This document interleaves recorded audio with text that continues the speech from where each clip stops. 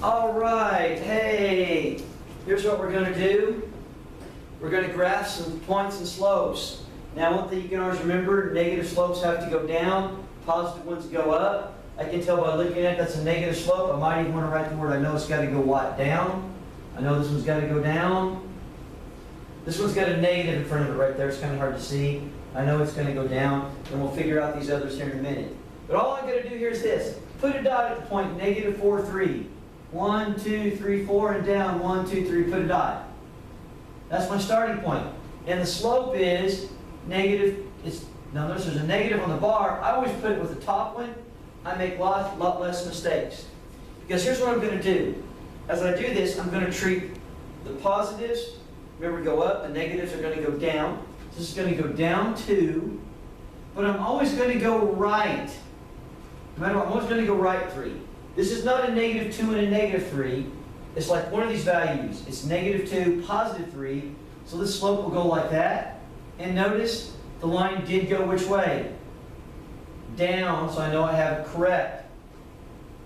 If I had gone to the negative 3 side, it would have made it go up. A negative and a negative make a positive. That's not the case here, so this is a negative slope. So coming over here, the starting point is at negative 2, negative 1. The slope is negative 1/4. I'm going to put the negative 1 with the 4. I'm going to go down 1 and over 1, 2, 3, 4. I'm always going to go right. Notice, and if I connect those dots, it is a what? A negative slope because it is going down.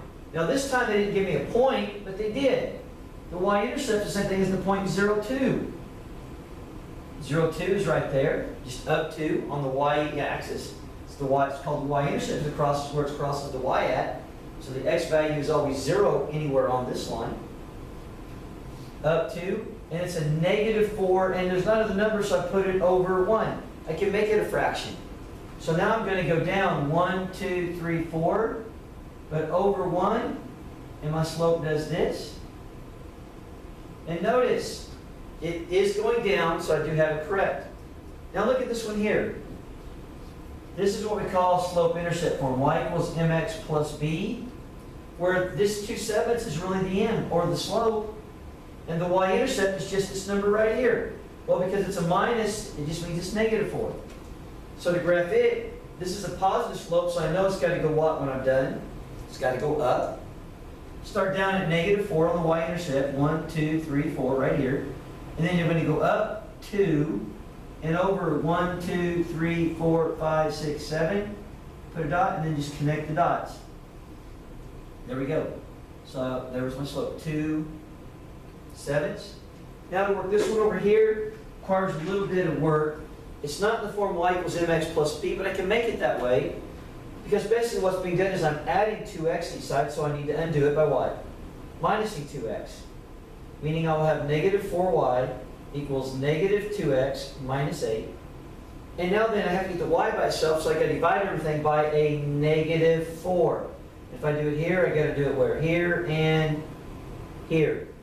Well, negative 4 divided by negative 4 will give me a positive y.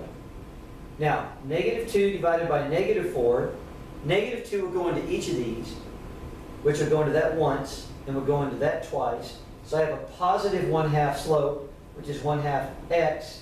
And if you're not sure, go to your calculator, do what? Math, fraction, that negative 1 divided by negative 2, negative 4, negative 2 divided by negative 4, and it will give you the positive answer reduced. Or whether it's positive or negative, it'll tell you. And then you do the same thing here. Negative 8 divided by negative 4.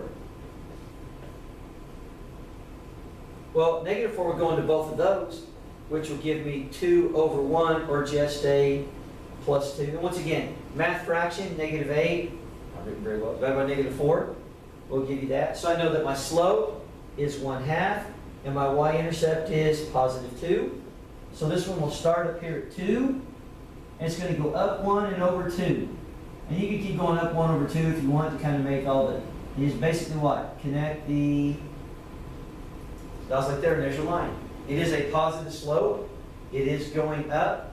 Now don't forget, if you remember the ax plus by equals c trick, where m is the negative a over b. So think about it. What was a,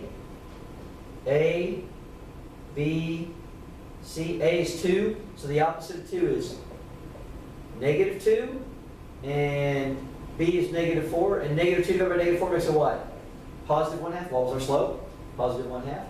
And to find the little b term, you take the capital C term by the b term. What was negative 8 divided by negative 4?